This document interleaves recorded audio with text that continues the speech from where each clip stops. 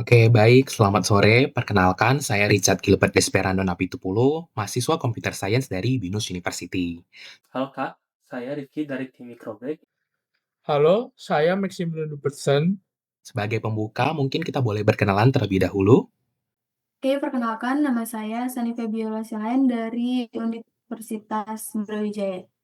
Jadi saya Nadia Saria Rahab, mahasiswi di PKN STAN, dari PKN STAN.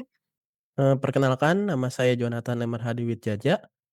Saya seorang mahasiswa BINUS University, jurusan Computer Science, BINUSian 2029. Saya Ikhlas dari Computer Engineering.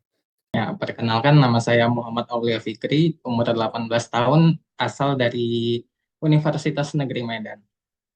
Kami akan memperkenalkan sebuah aplikasi yang bernama Microbreak. Jadi kami merancang ide aplikasi ini untuk membantu mahasiswa ataupun pekerja yang sering mengalami kelelahan akibat belajar ataupun duduk dalam durasi yang panjang tanpa jeda, sekaligus membantu mereka untuk mengatur rencana aktivitas dengan lebih terstruktur. Jadi, saya akan menanyakan beberapa pertanyaan singkat. Yang pertama, dalam sehari-hari, kira-kira berapa lama kamu belajar atau bekerja di depan laptop komputer? Mungkin 4-5 jam, sedangkan kalau di hari Sabtu dan Minggu mungkin cukup 2-3 jam saja. Dalam sehari-hari, mungkin termasuk istirahat dan bekerja, dari setelah pulang kuliah sampai malam hari, itu mungkin sekitar 12 jam. Kira-kira dalam sehari saya di depan komputer selama 8 hingga 10 jam. Untuk yang kedua, saat sedang fokus, apakah kamu pernah lupa waktu sampai duduk berjam-jam tanpa istirahat? Sering sih kayak lupa waktu dan selalu natap laptop gitu. Pernah. Lumayan sering sih, saya juga nggak merhatiin waktu kalau lagi kerja. Ya, saya pernah dan sering, biasanya itu sampai kadang lupa makan juga. Untuk pertanyaan selanjutnya, apakah kamu biasanya punya cara untuk mengatur waktu, belajar, atau kerja, dan waktu istirahat? Misalnya pakai planner, to-do list, atau timer. Biasanya pakai alarm sih, jadi bukan cuma di list doang, tapi aku ada alarmnya masing-masing gitu. Biasanya sebelum memulai hari ataupun aktivitas, saya membuat to-do list terlebih dahulu apa saja yang akan dilakukan di hari itu agar tidak ada pekerjaan ataupun suatu kegiatan yang terlewat ataupun tidak dilakukan. Biasanya saya menggunakan timer ya, sekitar 30 menit. Apakah kamu pernah lupa minum ataupun berdiri setelah duduk lama? Iya, kalau misalnya sering, apalagi kalau misalnya tugasnya lagi numpuk dan banyak yang perlu dikerjain, biasanya aku sering lupa buat berdiri dan juga minum, terus juga aktivitas-aktivitas penting lainnya. Dikarenakan tugas yang banyak, jadinya kadang lupa untuk minum, makan, ataupun melakukan kegiatan yang lain gitu. Jika pernah memakai alarm atau reminder, menurut kamu apa kekurangannya? Jadi kalau misalnya saya pakai alarm kan biasanya, itu tuh kurang efektif karena saya belum tahu waktu pastinya untuk ngelakuin hal itu gitu. Ketika kita mematikan timernya, kadang kita lupa bahwa timer tersebut telah hidup gitu. Jadi kita malah lanjut nugas gitu jadinya, bukan melakukan apa yang sudah ada di timer tadi. Yang keenam, bagaimana menurutmu jika ada aplikasi yang bisa membantu merencanakan aktivitas sekaligus memberikan reminder untuk istirahat dan minum air?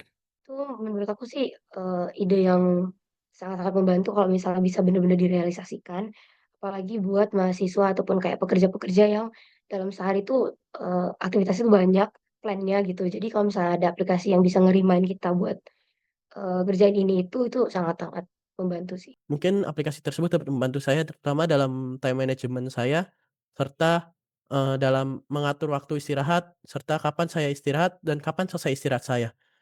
Selama reminder tersebut tidak mengganggu dan mudah untuk di-setup juga. Mungkin agak tertarik, soalnya saya juga belum pernah menggunakan aplikasi yang seperti itu. Menurut saya sangat bagus ya, terutama orang seperti saya ini yang pelupa. Untuk yang ketujuh, fitur apa yang menurutmu paling penting supaya aplikasi seperti ini benar-benar berguna? Fitur yang paling penting itu adalah adanya reminder yang kayak misalnya ada bunyi notifikasi atau kayak alarm yang bisa ngingetin kita biar nggak lupa sama plan-plan kita gitu. Setup timernya fleksibel, misal contohnya seperti, waktu bekerjanya dapat diatur atau dipecah-pecah dan waktu istirahat dapat diatur. Oh, begitu ya.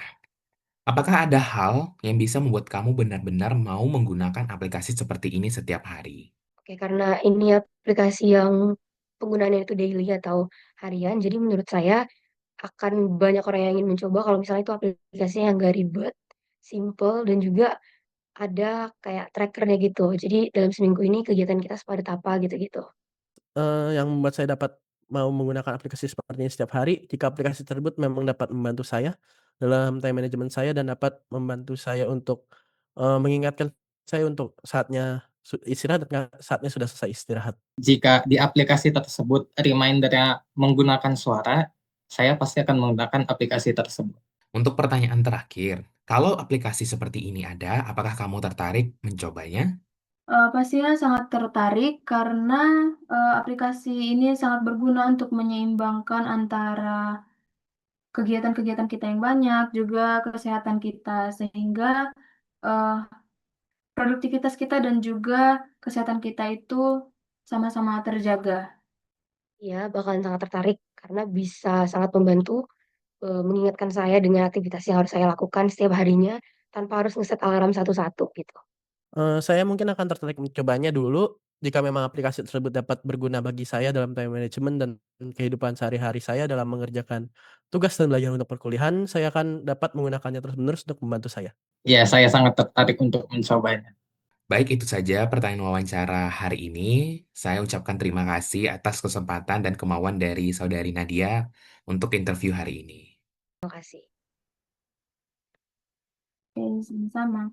Baik, terima kasih sudah meluangkan waktu untuk diwawancara. Terima kasih, Kak. Ya, sama-sama. Terima kasih juga.